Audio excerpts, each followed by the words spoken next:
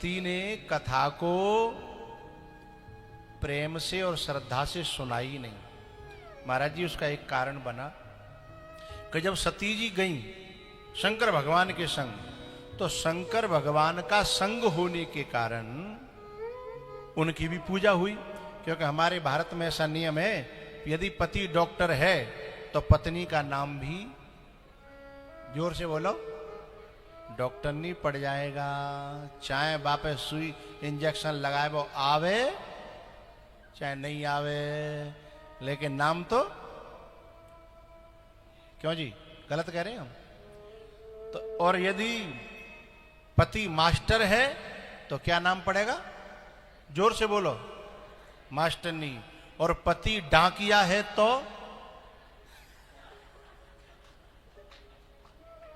अपनी मुंह से कह रही हैं। तो क्योंकि पति के साथ में उसका सम्मान जुड़ जाता है, इसलिए अगस्त्य जी महाराज को भी सती की पूजा करनी पड़ी है, जबकि वो पूजा के लायक नहीं थी। और महाराज जी, आदमी उर्द की दाल पचा सकता है, बैंगन भी पचा लेता है, और भी गरिष्ठ चीजें पचा लेता है, लेकिन सबसे मुश्किल है सम्मान का पचा जाना। सम्मान का पचा जाना सबसे मुश्किल है। और जो सम्मान को पचा गया, अहंकार पैदा न हुआ, ये विकार पैदा न हुआ, तो फिर वह व्यक्ति बहुत महान बन जाता है। तो इन्होंने कथा नहीं सुनी, इन्हें अहंकार हो गया। जो अभिमान से भरेगा वो कथा नहीं सुनेगा, जो अभिमान से भरेगा वो कथा नहीं सुनेगा, और जो कथा सुनेगा वो भगवान से भर जाएगा। अब यहां दो हो गए, शंकर भगवान, शंकर जी भगवान से भर गए, राम जी से भर गए, और सती जी अभिमान से भर गई, अहंकार से भर गई। दोनों संग संग चल रहे हैं, पर दोनों भीतर भरे हैं अलग अलग वस्तुओं से। एक भगवान से भरे हैं और एक अभिमान से भरी हैं। अब जब सामने राम आए तो जो अभिमान से भरा है वो राम को कैसे पहचानेगा? और जो कथा सुन सुन करके भगवान से भर गया है, उसे भगवान को पहचानने में 1 मिनट भी नहीं लगेगी। इसलिए महादेव जी ने राम जी को 1 मिनट में पहचान लिया, लेकिन सती जी राम जी को देख करके भी पहचान नहीं पाई। इसलिए गोस्वामी जी ने दूसरे श्लोक में कहा है भागवत जी के में, क्या? भवानी शंकरौ वंदे श्रद्धा विश्वास रूपिणौ, याभ्याम बिना न पश्यन्ति सिद्धा स्वांतस्थमीश्वरम। सिद्ध भी यानी सती भी कोई कम सिद्ध थोड़े ही है, लेकिन अहंकार से भरने के कारण भाव का अभाव हो गया, श्रद्धा का अभाव हो गया है, तो भगवान को नहीं पहचान पाई। इसलिए भगवान को पहचानने का सबसे नजदीक का साधन है कथा का श्रवण। कथा श्रद्धा को पैदा करती है। और ऐसे जो महापुरुष आज हमारे बीच में आए हैं, क्योंकि वो उन पे बहुत काम है, इसलिए मैं ऐसे महापुरुषों का दर्शन करके बहुत गदगद हूँ, बहुत कृतज्ञ हूँ, बहुत आभारी हूँ। और उनसे मैं निवेदन कर रहा हूँ सब जनता की तरफ से और अपनी तरफ से, कि जैसे दर्शन दिए हैं वैसे कुछ वाणी का प्रसाद हम लोगों को प्रदान करें। माइक दे दीजिए।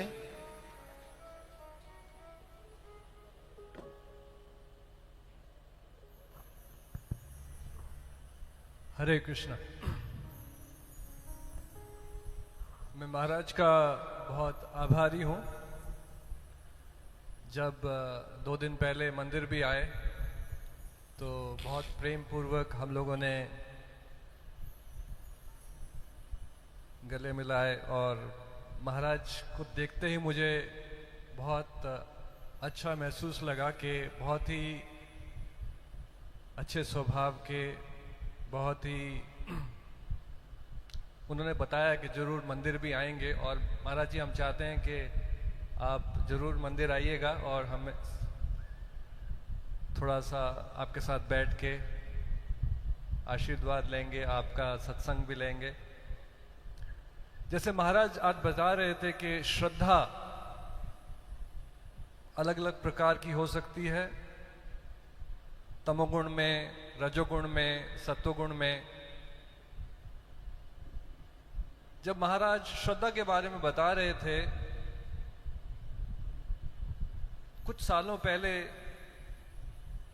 जब मैं बेंगलोर में रहा करता था, तो एक बार प्रचार के लिए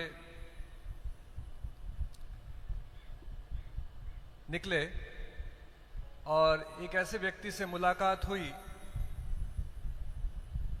उनके घर गए थे तो बोले कि आपके जो हमारे पड़ोसी हैं वो भी आपके मंदिर जाते रहते हैं, आप आए हैं तो उनसे भी मिलके चलिए।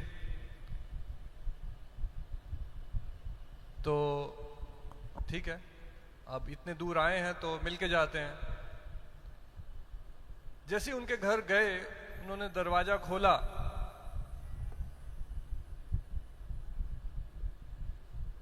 तुरंत लगा कि ये तो जाने पहचाने लोग हैं, ये तो मंदिर आते रहते थे, बट काफी महीनों से देखा नहीं उनको मंदिर में। जैसे ही दरवाजा खुला, उन्होंने बोला, स्वामी जी, एक माता जी ने दरवाजा खोला और बोला, स्वामी जी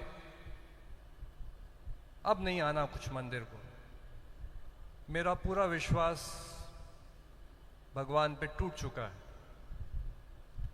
मुझे नहीं विश्वास है भगवान पे। तो मेरे को आश्चर्यचकित हुआ कि कैसे, क्यों बोल रही हैं, और काफी रेगुलरली मंदिर आती थी।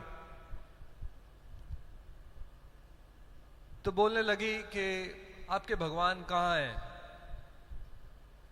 नहीं, क्या बात हो गई? कुछ ही महीनों पहले उनके पति का एक एयर क्रैश में देहांत हो गया था। तब से उनकी श्रद्धा जो भगवान पे थी बिल्कुल टूट गई।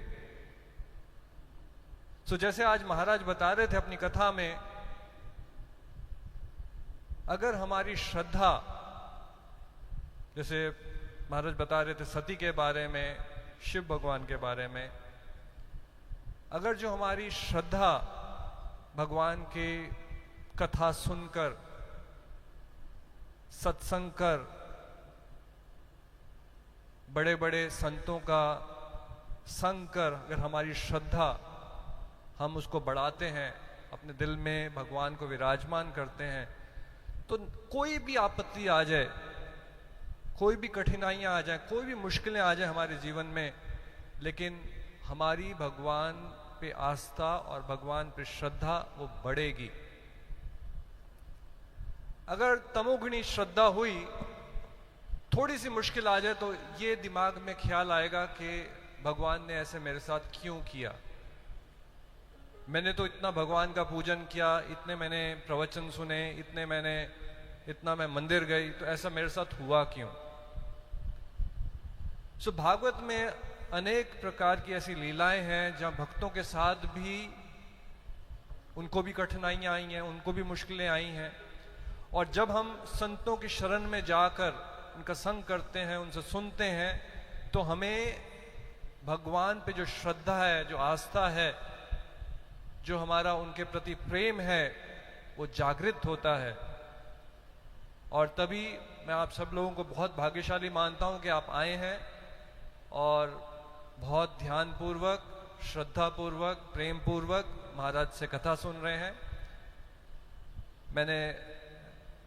जब मैं अक्षय से बात किया तो मैंने महाराज के YouTube के वीडियोस भी देखे। बोले मेरे पिताजी राम बाबू जी रेगुलरली महाराज का कथन का श्रवण करते हैं और बहुत पहुँचे हुए महाराज हैं, तो हम काफ़ी सारे भाग्यशाली हैं कि आज हम महाराज की शरण में बैठे हुए भगवत कथा का श्रवण कर रहे हैं। बहुत बहुत धन्यवाद। हरे कृष्ण। महाराज जी ने थोड़े से ही शब्दों में और बहुत बड़ी बातें कह दी, और ऐसे महापुरुषों का समय बहुत कीमती होता है। मन तो कर रहा था कि थोड़ा सा और सुने, लेकिन रामायण की एक बड़ी प्यारी चौपाई है, जेहि विधि प्रभु प्रसन्न मन होई, करुणा सागर कीजिए सोई। जे विधि प्रभु प्रसन्न मन होई, करुणा सागर कीजिए सोई। उनकी अनुकूलता और उनकी सहजता और उनकी कार्य प्रणाली में कोई विघ्न न पड़े, इसलिए इतना समय दिया, उसके लिए हम बहुत बहुत आभारी।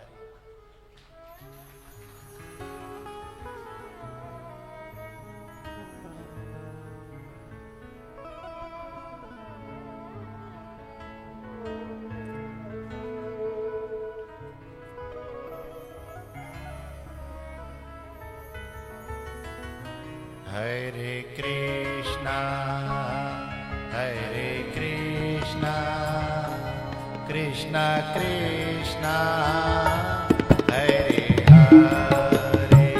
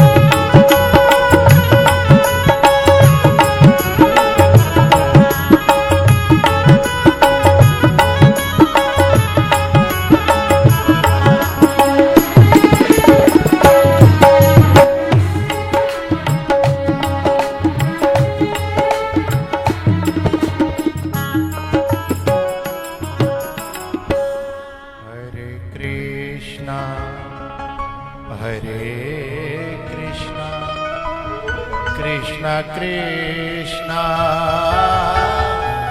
हरे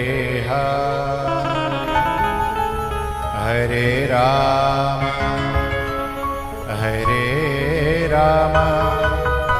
राम राम हरे हरे।